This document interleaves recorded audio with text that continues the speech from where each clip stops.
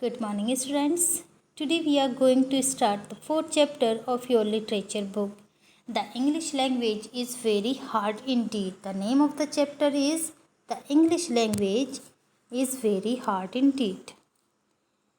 This poem is going to prove that English is really a funny language and also a difficult language. This poem has been composed by Harry Hemsley. So, before starting, let me ask two questions. One is English a difficult language? क्या English एक difficult language है? And second question is, what makes it so? अगर ऐसा है तो इसको ऐसा क्या चीज़ है जो difficult बनाती है? I mean, क्या English एक difficult language है? If it is so, what is the thing that make it so? वो कौन सी चीज़ है जो इसको ऐसा बनाती है? जो चीज़ इंग्लिश लैंग्वेज को डिफ़िकल्ट बनाती है वही चीज़ आज हम इस पोएम के थ्रू जानेंगे. So let's start the stanza. Right students? Some words have different meaning and yet they spelled the same. A cricket is an insect.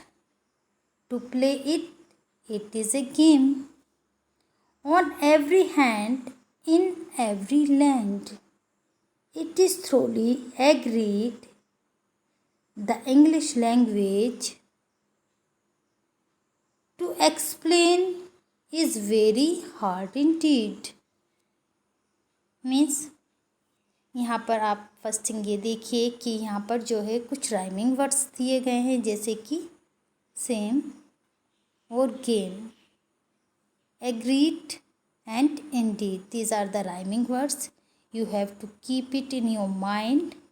Okay students, now let's see the meaning of the poem. Poet is saying that a word that is same in spelling and in pronunciation have different meaning. Poet कह रहा है कि एक word ऐसा है जिसकी की spelling भी सेम है और प्रोनाउंसिएशन भी सेम है लेकिन उसकी मीनिंग डिफरेंट है. तो ऐसे वर्ड जो होंगे हमें कंफ्यूज तो करेंगे ही और यही वर्ड्स जो होंगे हमारी इंग्लिश लैंग्वेज को क्या करेंगे, डिफ़िकल्ट बना देंगे. देखते हैं वन एग्जाम्पल से जो कि इसमें लिया गया है क्रिकेट. इसमें एक वर्ड दिया गया है क्रिकेट. क्रिकेट दो जगह यूज़ होता है. यहाँ पर दिखाया गया है कि क्रिकेट का यूज़ हम टू मीनिंग्स के लिए करते हैं. First one is insect and second one is game. एक इंसेक्ट होता है जिसको कि हम लोग सब जानते हैं, झिंगुर. झिंगुर को हम क्या कहते हैं, क्रिकेट कहते हैं. और एक गेम है जो कि हमारे इंडिया में क्या वर्ल्ड फेमस गेम है क्रिकेट, जिसको हम लोग सभी जानते हैं. उसके लिए भी हम क्रिकेट का यूज़ करते हैं. देखिए क्रिकेट की स्पेलिंग सेम होती है, क्रिकेट की प्रोनाउंसिएशन सेम होती है, लेकिन according to the sentence, according to the situation जो हम सेंटेंस यूज़ कर रहे होंगे उसका जो मीनिंग होगा वो अलग होगा, वो डिफरेंट होगा. In the other lines the poet is saying, on every hand in every land. Every hand and every land means in all the world. It's thoroughly agreed. Agreed means सहमत होना. ये स्वीकार किया जाता है, इस बात से एग्रीड किया जाता है कि इंग्लिश लैंग्वेज को एक्सप्लेन करना इंडीड मीन्स वास्तव में बहुत ज़्यादा कठिन है. पूरी दुनिया में ये स्वीकार किया जाता है कि इंग्लिश लैंग्वेज इतनी टिपिकल और इतनी डिफ़िकल्ट लैंग्वेज है कि इसको एक्सप्लेन करना बहुत ज़्यादा मुश्किल है. Now students, let's read next lines. In these lines also you will find some confusing words. So let's start. Some people say that you are a deer. Deer? Deer means lovable, प्रिय. कुछ लोग कहते हैं कि तुम dear हो, तुम बहुत प्यारे हो. तो इसका मीनिंग क्या हुआ, प्यारा. लेकिन एक और डियर होता है जिसका मीनिंग इस डियर से डिफरेंट होता है. Yet dear is far from the cheap. Cheap में सस्ता, फार मीन्स दूर. लेकिन एक डियर ऐसा होता है जिसका यूज़ हम फार फ्रॉम द चीप यानी कि सस्ते से दूर महंगे के लिए करते हैं। यहाँ पे डियर का मीन्स क्या है, महंगा, एक्सपेंसिव, और यहाँ पर डियर मीन्स प्रिय, प्रिय एंड एक्सपेंसिव। यहाँ पे लवेबल, यहाँ पे एक्सपेंसिव का यूज़ किया, एक्सपेंसिव के लिए यूज़ किया जा रहा है। यानी कि जो वर्ड है वो सेम है, स्पेलिंग है वो सेम है, लेकिन जो हमारी प्रोनाउंसिएशन है वो भी सेम है, लेकिन जो मीनिंग है वो डिफरेंट है। Let's see the next line. A jumper is a thing you wear yet a jumper has to leave. एक जंपर जिसको कि आप पहनते हैं, जिसका यूज़ आप पहनने के लिए करते हैं, उसको हम जंपर कहते हैं। एक कपड़ा होता है जिसको कि हम नेक तक पहनते हैं, उसको हम क्या कहते हैं, जंपर कहते हैं। बट एक जंपर वो होता है जो कि उस खिलाड़ी के लिए जंपर का यूज़ करते हैं जो कि लिप में छलांग लगाना, कूदना, जो कि छलांग लगाता है, उसके लिए भी हम जंपर का ही यूज़ करते हैं। यहाँ पे देखिए jumper, jumper same meaning, same spelling है, सेम प्रोनाउंसिएशन है, और मीनिंग क्या है इनकी, डिफरेंट है। Hope you understand it students. It is very clear, it is very clear. Clear means अद्भुत, ये बिल्कुल स्पष्ट है। क्लियर मीन्स बिल्कुल क्लियर है, बिल्कुल क्लियर है, बिल्कुल स्पष्ट है, बिल्कुल अद्भुत है। And pray who is to blame for, और मैं प्रार्थना करता हूँ कि किसको इसके लिए ब्लेम किया जाए। Different meaning to some words pronounce and spell the sames, और इस बात के लिए कि जो वर्ड्स हैं जिनकी स्पेलिंग भी सेम है, जिनकी प्रोनाउंसिएशन भी सेम है, और उनकी जो है डिफरेंट मीनिंग निकलते हैं, इस बात के लिए दोषी किसको ठहराया जाए।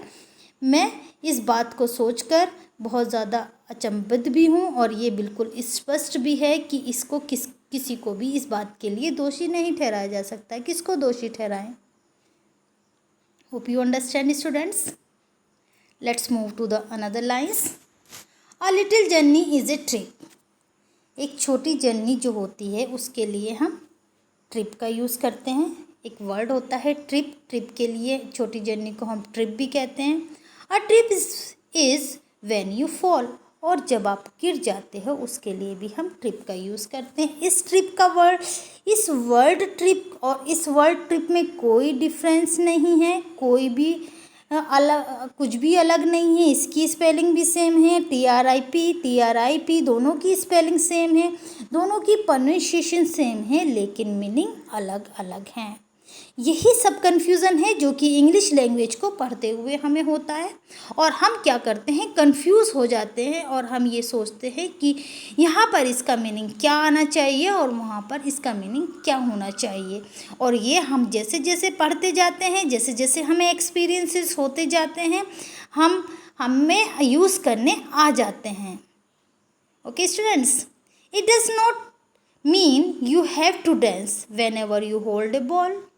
इसका मतलब ये नहीं होता कि आपको डांस करना पड़ेगा जब आपके हाथ में बॉल होगी।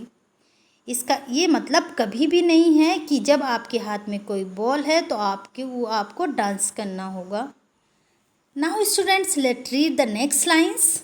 इन these lines also you will find some confusing words, so let's start. Now here a thing that puzzles me. Here writer is saying that there are some words that and some things that confused me always. Writer कह रहा है कि कुछ ऐसी चीज़ें हैं जो कि मुझे हमेशा कंफ्यूज कर देती हैं।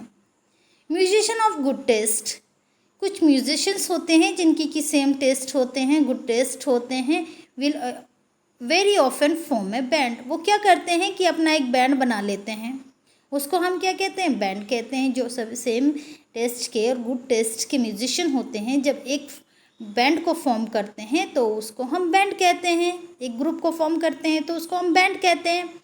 And I have one around my waste, और एक बैंड वो भी होता है जिसको कि हम बेल्ट कहते हैं, और अपनी कमर के चारों ओर लपेटते हैं, उसको भी हम बैंड कहते हैं। और दोनों बैंड के जो वर्ड्स होते हैं सेम होते हैं, सेम स्पेलिंग होती है, प्रोनाउंसिएशन सेम होती है, लेकिन meaning according to the situation, according to the sentence हमें चेंज करना पड़ता है। उसके लिए हमें थोड़ी सी परेशानी, डिफ़िकल्टी को फेस करना होता है। यही क्या है, कन्फ्यूज़ है, यही कन्फ्यूज़न है, और तो कोई कन्फ्यूज़न ही नहीं है। इसीलिए जो पोइट है वो कह रहे हैं कि English language is very hard है। You spin a top, let's move another lines. You spin a top, go for a spin. जब हम स्पिन का यूज़ करते हैं, स्पिन का मतलब होता है जब अब किसी लट्टू को घुमाना। हम किसी लट्टू को घुमाने के लिए स्पिन कहते हैं, और जाने के लिए भी स्पिन का यूज़ करते हैं। और स्पिन है यार्न में भी, और धागे को काटने के लिए, सूत को काटने के लिए भी हम स्पिन का यूज़ करते हैं। Yet every spins different spin, लेकिन जो जितने भी स्पिन यूज़ किए गए हैं ऊपर, वो सबके सब अलग अलग हैं, सबकी मीनिंग अलग है, लेकिन स्पेलिंग क्या है, सेम है, और प्रोनाउंसिएशन सेम है। एज यू कैन प्लेनली सी, जैसा कि आप लोग देख सकते हैं, सबके ही मीनिंग अलग बताए गए हैं। एक स्पिन अलग है, दूसरा स्पिन अलग है, एंड थर्ड स्पिन का मीनिंग अलग है, लेकिन तीनों की स्पेलिंग सेम है, प्रोनाउंसिएशन सेम है। That is the confusion that create English language. Hope you understand, students. And next lines of the poems will explain in next class.